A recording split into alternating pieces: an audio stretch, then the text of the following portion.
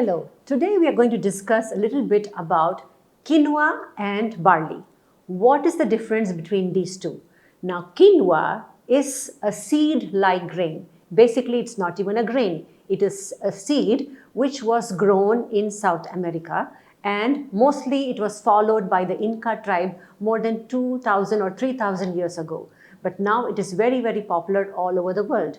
Now, why is it popular? It is popular because it is a great source of protein. It is very easy to digest. It doesn't take a lot of time for cooking, and it provides a lot of protein, especially the 9 essential amino acids which are required for the human body are present in quinoa.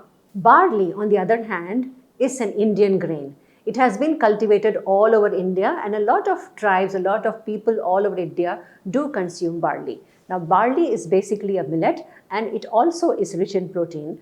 For comparison, barley can give you about 5 grams of protein per 100 gram, whereas quinoa gives you 6 grams, which is not much of a difference.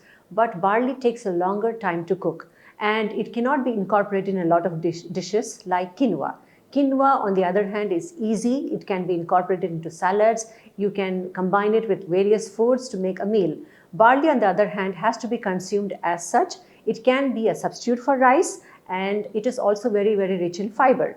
Now, 1 kilogram of quinoa costs you 300 rupees at a minimum, whereas barley, a kilogram, costs you only 100 rupees per kilogram.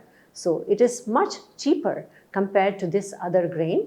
Okay, so you can start using quinoa in your diet. You can use barley also in your diet. It is up to you for you to do the choice. But if you're getting something which is costing you much lesser but giving you the same properties, then it is better that you go with barley. Do the math.